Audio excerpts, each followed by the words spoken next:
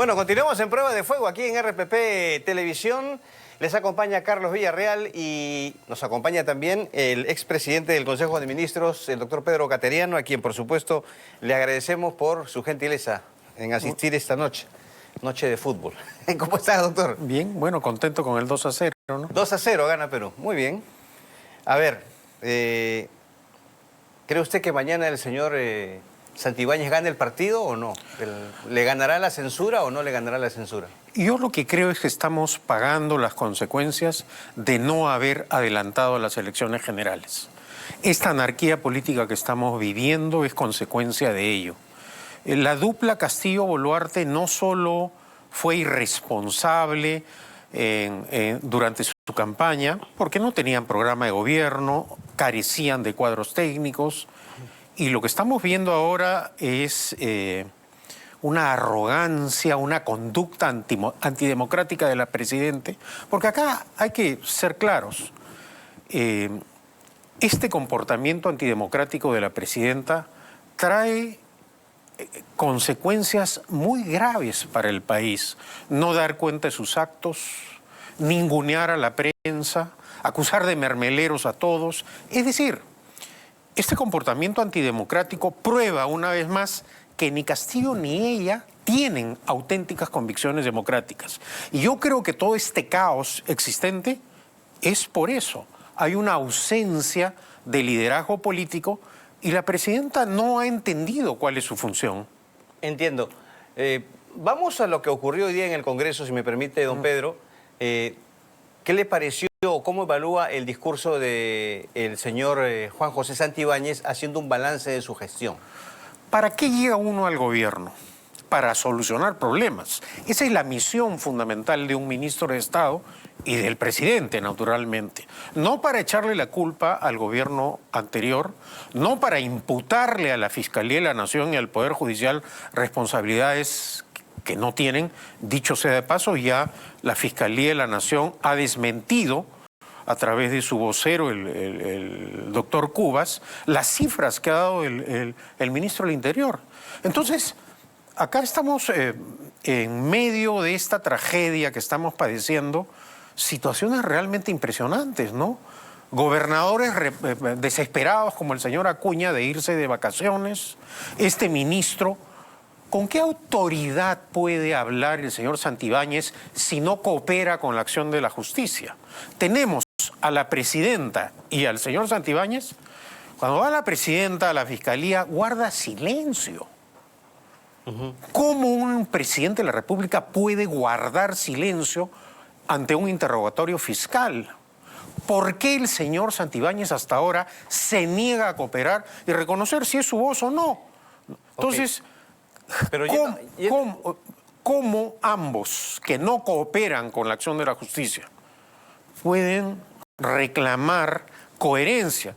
Y si a eso le sumamos la acción del Parlamento, que en los últimos meses simplemente ha cooperado para obstruir la acción de la justicia con leyes, como por ejemplo la ley de detención preventiva que han tenido que rectificar, ¿no? Restablecerla. Estamos pues en una situación muy compleja, ¿no? Pero en concreto con relación a la intervención el día de hoy, repito, él ha culpado, por ejemplo, a la migración de la inseguridad ciudadana. También ha culpado a las gestiones anteriores sobre el incremento de la inseguridad. Y habla de una campaña de desprestigio, un sabotaje en su contra. Todo esto, más la presencia, ¿no?, del ministro el día de hoy ante el Pleno, ¿es un manotazo de ahogado para usted? ¿Es un intento de aferrarse al cargo? Lo que yo veo es un claro soporte de los partidos de izquierda y derecha en el Parlamento en favor del gobierno.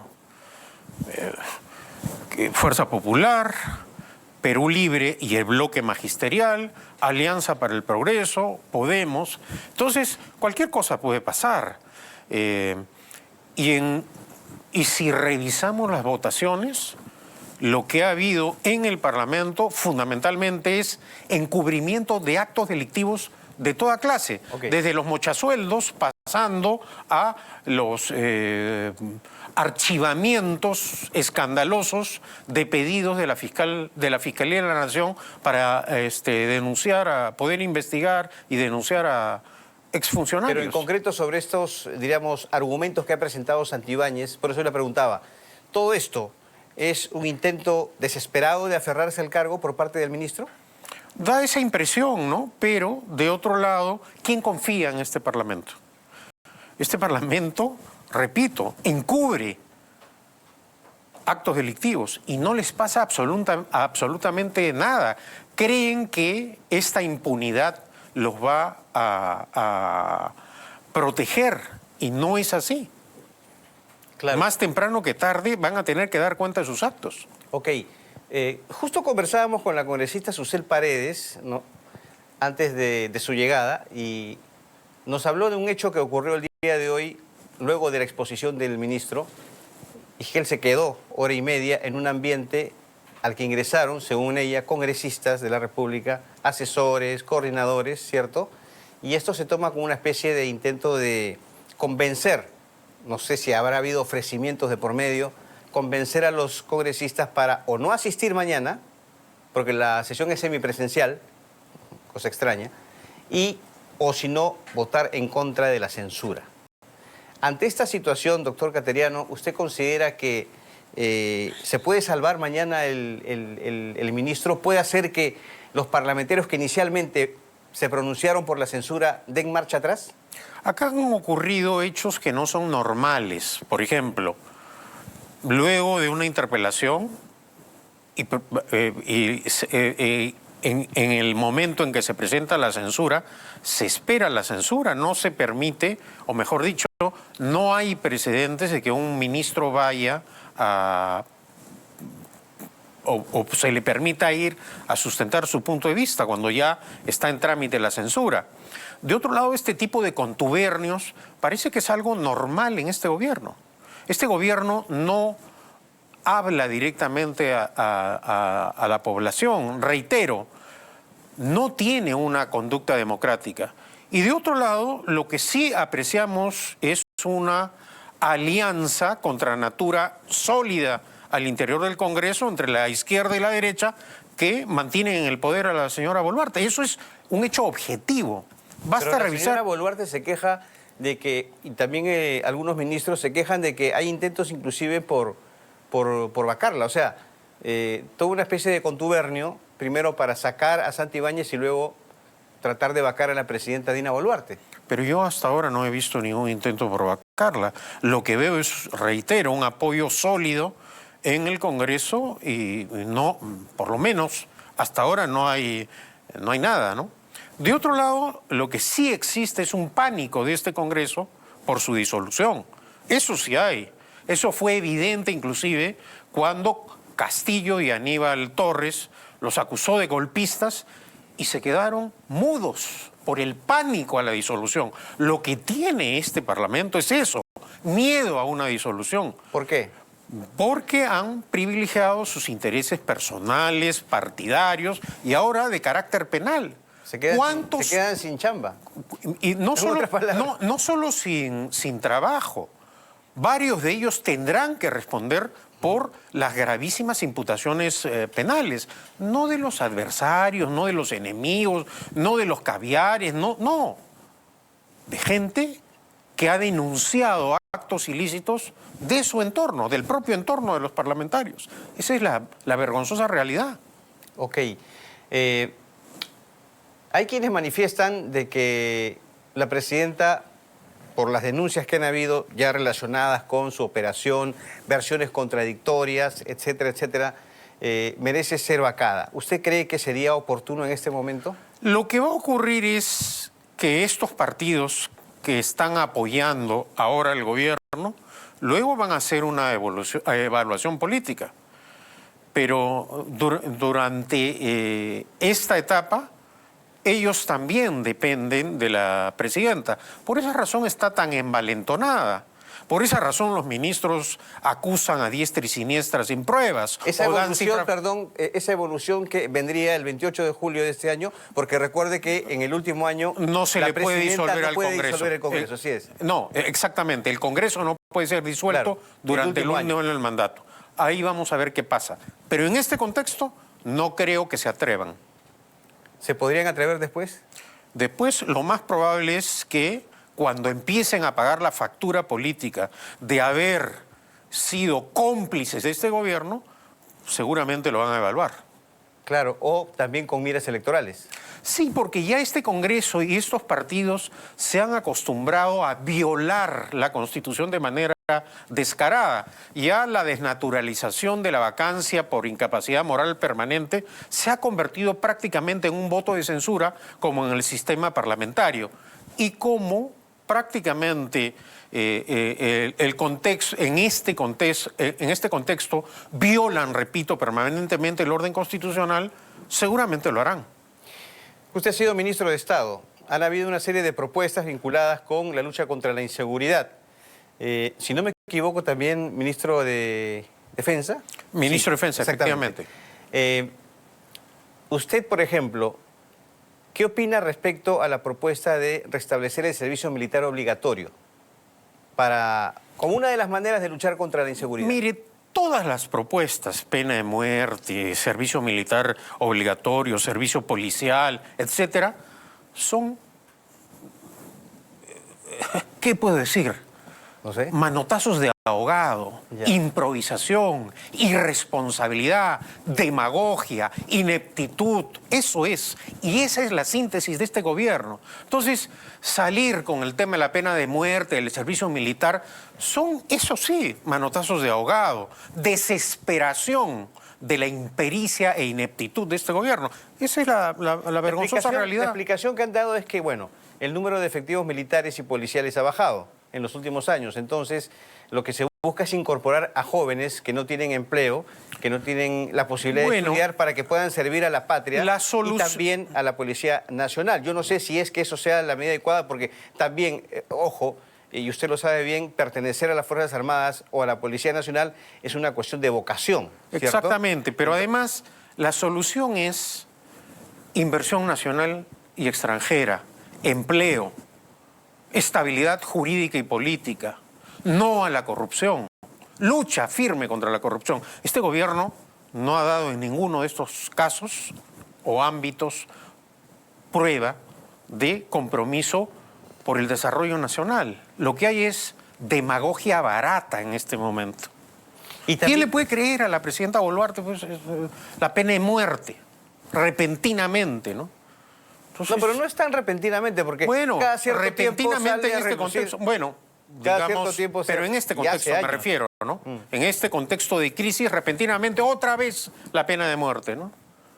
O sea, es un manejo irresponsable de la gestión pública, ¿no? Y dentro de estos factores, diríamos, improvisados que usted ha hablado, ¿incluiría también el establecimiento del estado de emergencia en Lima y Callao? Bueno, ya hemos visto que en varias ocasiones el establecimiento o decretar el estado de emergencia no trae soluciones. Lo que requerimos es reforzar la actividad policial. Los militares no tienen un entrenamiento policial, los policías sí. Y lo que hay, no solo debido a la impericia de la presidenta, sino a la altísima rotación de ministros, es un mal manejo. No hay gestión adecuada del Estado. ¿Usted cree que el Poder Judicial y el Ministerio Público tienen parte de responsabilidad en el tema de la inseguridad? Tienen responsabilidad en muchas cosas. Por ejemplo, el Poder Judicial, luego de la escandalosa fuga del vocal supremo Inostroza, no adoptó medidas, no presentó propuestas legislativas para realizar una reforma. Y hoy en día, ¿qué es lo que vemos al interior de estos partidos? Tratar de capturar y someter políticamente a la fiscal de la nación, a los magistrados, porque esa es la conducta. A ver, ¿con qué autoridad va a hablar el fujimorismo de control político de la fiscalía cuando Fujimori asaltó la Fiscalía de la Nación y tuvo durante años a una fiscal como Blancanelli de Acolán. Claro. Lo que quieren ellos, con estas presiones, ataques, amenazas, es someter a la Fiscalía y al Poder Judicial. Eso es clarísimo. Pero, a ver, la queja viene en el sentido de que, por ejemplo, la policía captura delincuentes y estos delincuentes son liberados a las pocas horas. Sí. ¿Eso no también significa parte de responsabilidad del Ministerio Público? O sea, no solamente hablemos del Ministerio del Interior, que tiene sus fallas. Yo me refiero a lo que ha ocurrido hoy día. Las cifras que ha dado Santibáñez las ha desmentido el Ministerio Público a través del fiscal, del exfiscal. Es la versión Cubas. de una contra la versión de Claro. otra. Que hay casos, puede ser, pero el responsable de gobernar es el gobierno, valga la redundancia. Es la presidenta. La presidenta es jefa de Estado y jefe de gobierno. Y además, jefa suprema de las Fuerzas Armadas y de la Policía Nacional. Y no está cumpliendo con ese mandato constitucional que ella tiene. Doctor Cateriano, quería aprovechar la oportunidad. Usted también se ha referido al Congreso de la República. Y bueno, se habla mucho de que el Congreso efectúa gastos excesivos. Se ha aprobado o se ha autorizado la compra de un edificio por 13,5 millones de dólares para implementar la bicameralidad en el Congreso de la República. Se viene un Congreso de 2 cámaras. Es un edificio conformado por 2 inmuebles que servirá para la habilitación de las oficinas de los senadores y demás funcionarios del Congreso bicameral. ¿Usted cree que es un gasto necesario? Cuando Fujimori disolvió el Congreso el 5 de abril de 1992, éramos 180 diputados y 60 ¿Usted era senadores. diputado? Yo era diputado. Usted era diputado. Y ocupábamos estas instalaciones. Lo que ha habido acá... Todos estaban en el Palacio Legislativo. Todos, absolutamente Claro. todos. Lo que hay ahora es un escandaloso gasto del dinero del Estado. Eso es lo que hay. Un incremento de las planillas, asesores, secretarias, contratos fantasmas. Eso es lo que hay en este Congreso.